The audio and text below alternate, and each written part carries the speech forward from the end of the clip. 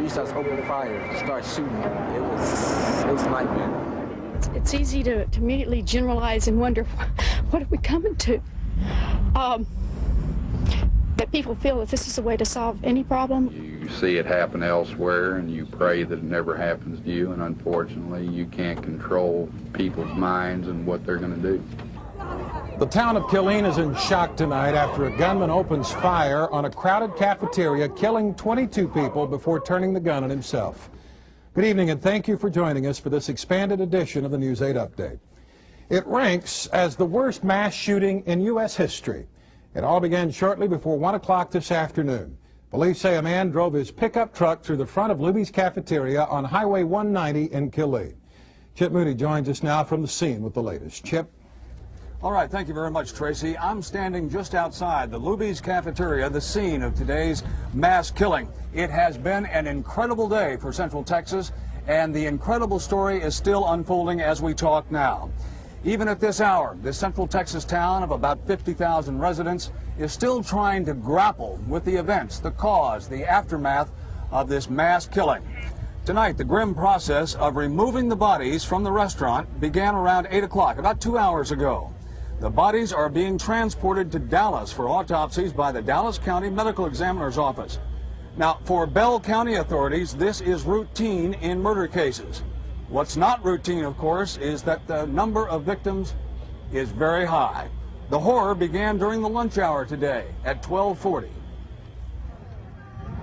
Suddenly, with no warning, a blue pickup truck came crashing through the big glass window of the restaurant's dining room. It was no accident. The driver meant to crash into the dining room, and he kept on accelerating, running over several tables and the people who were sitting at them. The truck finally came to rest completely inside the dining room. When the truck stopped, witnesses say the man started shooting before getting out. He then walked over and shot 2 people he had just run over. Steve and Jean Gaither from the Dallas suburb of DeSoto were having lunch when the nightmare began. Just kept on shooting. Just kept randomly on shooting. Shot anybody in his path. I thought it was the backfire from the car at first. And then he pulled me underneath the table, and then it just kept on going and going. He just kept shooting and shooting, and it wasn't going to stop. The gunman has been identified as 35-year-old George Hennard, an unemployed resident of Belton, just 7 miles down the road. Witnesses say he told the people in the restaurant in a loud but clear voice, "This is what Bell County has done to me. Was it worth it? Was it worth it?" We were standing there, serving, and when he walked in, when he drove in, he just started shooting everywhere. At no particular person, just shooting. Just wanted to kill everybody, I guess. I don't know, he was mad. Other witnesses and police say Hennard was methodical and deliberate and was using a 9mm semi-automatic pistol, which carried as many as 18 bullets per clip, and that he reloaded the gun at least twice. Hennard moved deliberately from table to table. In some cases, he would shoot people cowering under their table. In other cases, he would let them live. He told one woman that she should take her daughter out of danger. But at the next table, he shot and killed 2 people. There seemed to be no pattern. And after calmly killing some of the victims, Hennard asked, was it worth it? In desperation, a man at the rear of the dining room threw a chair through a window, which allowed about 15 customers to scramble to safety. Outside the restaurant, 3 plainclothes DPS officers heard the shooting and ran in the front door, guns drawn. A gun battle then broke out, and Hennard was wounded.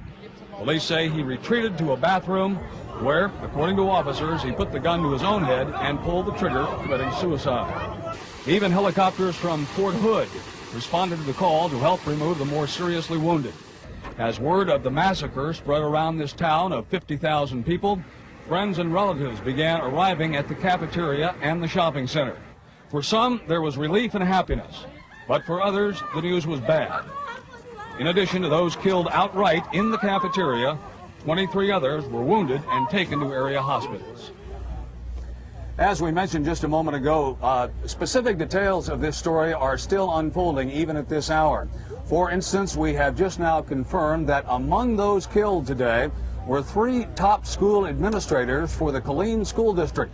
This was Boss's Day, and a number of organizations had their celebrations at the Luby's Cafeteria and were inside when the shooting occurred. So we have just learned that 3 top school administrators from the Killeen School District are among the dead victims.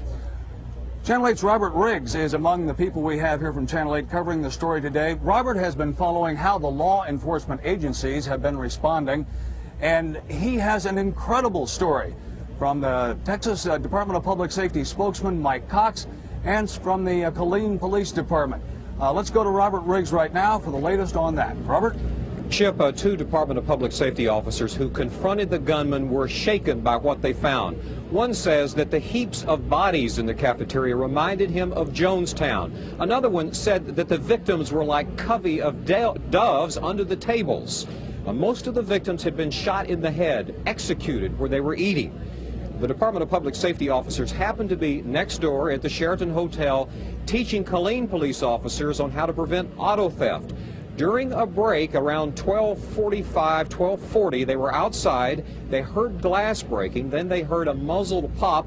Then a woman came running toward them screaming, "He's crazy. He's got a gun. He's killing everybody." The officers, who were in plain clothes and unarmed, then had to run to their cars, get their weapons, and then headed to the cafeteria. Mike Cox is here. And Mike, I want you to describe what happened from then on, and tell me about the heroic events of these 2 officers who, if they had not intervened when they did, there likely would have been more people killed. I don't think there's any question that we've got 2 heroes we're talking about here. And these 2 men are Sergeant Jody Ford, who's 55 years old, stationed in Waco. The other sergeant is Bill Cooper, 31 years old, stationed at Hearst. Both of these are plainclothes investigators in our motor vehicle theft service.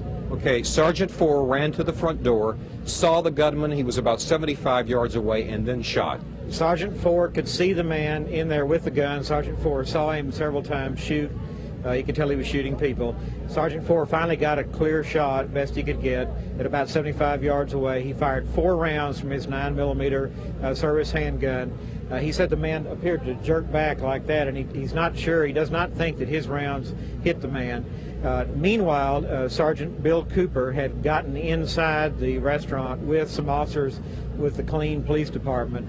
Sergeant Cooper slowly worked his way toward the back where the gunman was, dodging between tables. At one point, the gunman fired a shot at our officer and blew up a coffee cup on top of a table. The officer was nearby. Now, there was mayhem inside. I understand people were begging the officers for help and didn't quite understand what was going on, that suddenly these gentlemen had come in plain clothes, firing. One of our officers did have on a black raid jacket that said state police, but these people were frantic. Our guys, they later apologized for being rough, but they were telling people to get out of the way, to get down, and people were pulling on their pants legs, begging for help. Sergeant Ford told me that he's pretty sure that one man died holding his hand, pleading for help. They both said it was the most terrible thing they saw. The worst thing they said they saw, an elderly woman was leaning over the body of her husband, who'd already been shot, apparently trying to protect him. The gunman came up. The woman sort of looked up, and the gunman pointed his pistol at her, and she just sort of bowed her head like that, and he shot her in the top of the head as our guy looked on. But at this point, our officer was helpless. He could not have fired any shots for fear of hurting somebody else. And at this point, then, the gunman laid down flat on his stomach on the floor, and there was a standoff. Yes, our officer and some Killeen officers got him cornered in the back of the restaurant. He was pointing his pistol like that and swinging it back and forth between our officers. Our officer said that at one point he could have killed him, but his gun was jammed, and he said if he'd ever pointed the gun closer at him, he would have. But before he did that, the man turned over on his back and shot himself in the head one time with his pistol. Mike Cox, thank you very much. The officers found that he was armed with 2 weapons, one a 9mm handgun called a stovepipe. He still had 28 rounds of ammunition. Police still don't know what motivated this man to commit this crime.